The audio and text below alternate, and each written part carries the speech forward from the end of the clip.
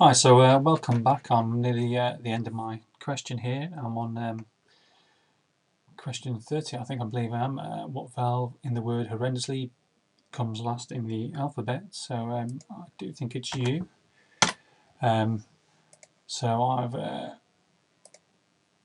I've taken 24 minutes to do this test, which is, I suppose, really pretty bad for me actually. I do have the answers in front of me, but what do you notice there? It's showing you that the colour there is showing you in darker blue. Really, they're the ones that are done. 21 is a slightly different colour, really, and that's really for a guide for the student before they submit the test to show them that that question's not been answered yet. So what we can do, we can submit the test. Now, really, submit the test really is that's it. Once it's been submitted, the test cannot be edited or changed. So what we do tell the students, and what you should be telling your students, is, as usual with any test, is go through your questions again. If you're in time, if this is 30 minutes, go through each question once more and make sure that they've all been answered. Have a review of your answers, any questions you've missed. So I'm going to submit the test now. I feel I've done enough now. I think I've got my marks. I'm going to submit the test. There's a warning that comes up. You're about to submit the test at a certain time of day, or what day it is. You've answered 29 of 30 questions again. It's just telling the student, you've not answered all the questions here.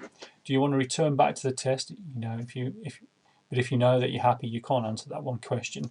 You want to submit the test, then fine. So I'm going to submit that test. What happens in the background? That the system automatically marks the test and records the time. So the scored 70%. The numbers are rounded down. We don't really want to confuse the student too much with point numbers. I mean, there are some point numbers, but really it's 70%, and you completed the test in 24 minutes 47 seconds. So what you can do, you can now look at your submitted test. I'm still logged in as a student here. So what I can do is I've noticed the homework, the new one in progress, is now gone. By the way, I did rename that test to homework B, and there it is, submitted, 70%, 24 minutes. I can, as a child, just have a quick review of that test. There's a couple of questions I got wrong there. It seems to be around about these non-verbal reasoning questions. I've got that one wrong. So it's very easy to see, the green tick's wrong, the red cross is, red tick is correct, the red cross is right. Quick scroll down there. Obviously, the student can print this off, bring it into the tutor tomorrow. Not absolutely necessary. As a tutor, you already have this information on your own website. So it is showing you really the questions that have been answered. The question mark is the question that was not answered. You did not answer this question. Really, there's an explanation there on that question there. The code for Empire is GOR KTG. What is the code for engage? And the correct answer was CBICIG. And how did you get to that? But there is an explanation that the letters are offset. These are the kind of questions we would expect to find 11 plus and the independent school exams. So as tutors, you've been in the absolutely ideal place to explain that in more detail. We offer a very, very brief, short explanation for that. So that's that really. Returning to tests. So what is my performance like on other tests? Really, that's really what a student wants to know. So I'm just going to look at my test results. Again, I'm still logged in as the student account here. Now, what I can see from my chart, just ignore these two ones here. I was messing around and just created some dummy tests. Really, that's a good example of a student logging in, doing the test, press and submit without answering any questions. Obviously, one where it's the questions are being answered very, very low. The students really not taking much interest. But I've got some good examples here, really, of a test ID. That was the test number you'd get from your little kind of view of the test, really. So out of that test, the pipe shows me the percentage correct of questions, and that was 80%. And over on the right-hand side, it tells you the breakdown for verbal reasoning, 12 out of 15, non-verbal reasoning, 4 out of 4, English, 4 out of 6, mathematics, 4 out of 6. The next test, which was the original test I set up for Tuesday homework, they got 70%, and the time came down to 16 minutes. You can obviously read into that. Obviously, this is a test that I've just done myself. It's not a real test as a student. It's spurious, I suppose, the results. 77%, 13 out of 15 on verbal reasoning, 1 out of 4 on non-verbal reasoning, 5 out of 6 in English. Time, as we said, was 16 minutes. The last test, which we've just completed now, marks 70%. Saying not a good example. This is me going down, getting worse, even though I've got the answers in front of me. And really, that's because I deliberately added some incorrect answers, and my time went up to 24 minutes. Now, really, what we should be looking at, and what you will see is with all students that take these online exams, is that the pipes start off quite low, but as they do more and more tests, the pipes get higher and higher towards the 100% mark. What you find is that the line, which is your time, starts high, and that goes down, and over time you'll see that decreasing more to a reasonable time. We'd expect 30 questions to be answered. Now, what I can see is from, and using this as an example, is from the test, not the one I just submitted, the previous one, that my student here, student Stu, got 1 out of 4 on non-verbal reasoning. The others, you know, still needs a bit of work on them. 13 out of 15 for verbal reasoning. 4 out of 5 for maths, etc. But pretty low on non-verbal reasoning for the previous test. Now, what did he do on the test? He's just done 1 out of 4 again. So, what I can instantly see here is that he's struggling. He's struggling on non-verbal reasoning. And as a tutor, this is where I want to be concentrating. Now, this is a view of this is a student view. So, what I'm going to do is I'm just going to log back on as my student. I'm just going to flick back to my Internet Explorer view. And I'm going to review my test. So I'm going to have a look at my. Let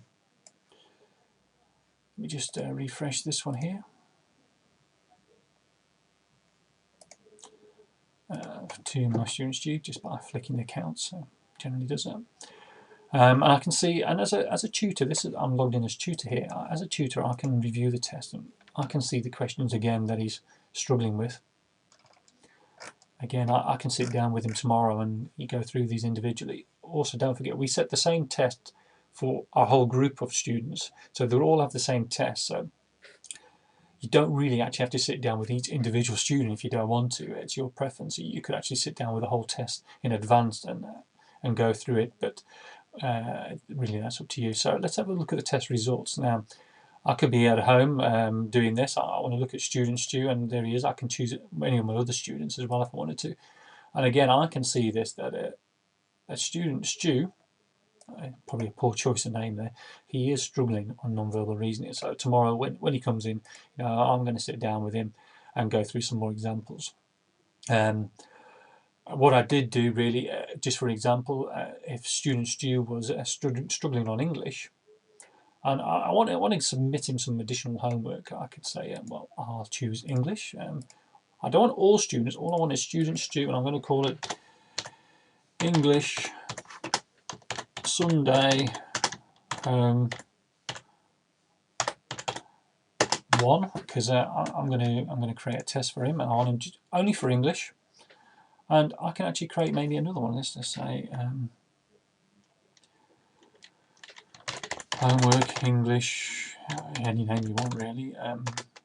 2, and I'm going to create 2 tests for student Stu, and purely on English, because I think you just need a little bit more work on that.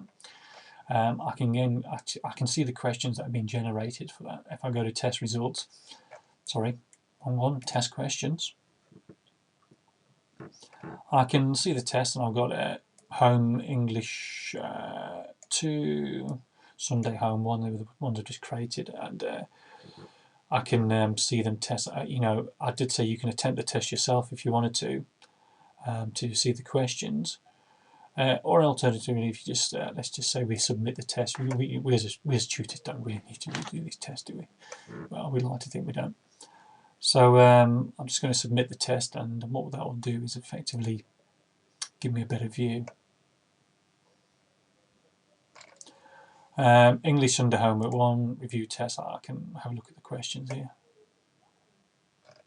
Obviously, all been unanswered, but I know the kind of questions that my students got. So I've just quickly flicked back onto student Stu again, just to show you that them 2 tests will have appeared. This is my in progress and new test, and they're In fact, there was 3 new ones, but I created them a bit earlier. English Sunday Home 1 and Home English 2. Those are the 2 tests I've created, and really they're sat there waiting for my student now to carry on some additional English homework, and it's only that student will get them, and they'll be marked separately. So that's quite a handy feature there, really, to allow you to give some additional homework. I'm just going to click back onto my Tutors website. So really, there's not a lot of pages you need to click through. It's pretty straightforward. The idea is, you set homework for your students. You know the homework they've been set. The system automatically marks the homework. You can view the results. It points out the strengths and weaknesses of your students. You can ensure that their progress is increasing, and you're not having to keep a logbook of that. Student had 65% on 3 weeks ago, and he had 65 the week. Really, how are you tracking that? Unless you've got some elaborate spreadsheets on how you track your students, this actually is tracking it for you. At one glance, by going into my test results, I know exactly that my student Stu is, well, in my example, he's getting worse, really. But what you would be seeing, he should be getting better there, but he will get better. So really, that's what you'll be looking at. It's it's all saved online and very easy for you to use. So there's the end of the demonstration, really, and I hope you've enjoyed that. So let me just go through a last few more of the admin things. So when I said admin, what I actually meant was really how do you contact us. So that was the end of the demonstration.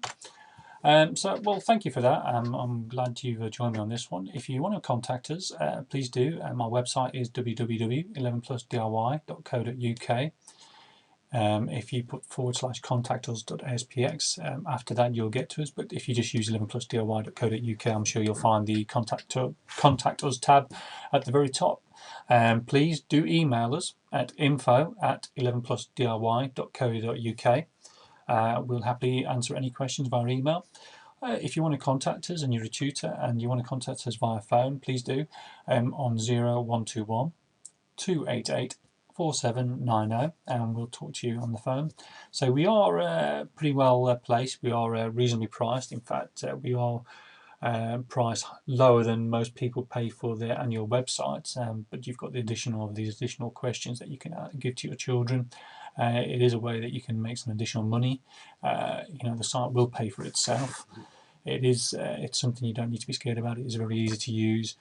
We do appreciate, we've taken on board that not all tutors out there are computer scientists out there. You're 11 plus tutors, and we've made the system easy and as friendly as we can, and we've done some extensive research. So please do contact us, and once again, thank you for your time. This has been 11 plus DIY.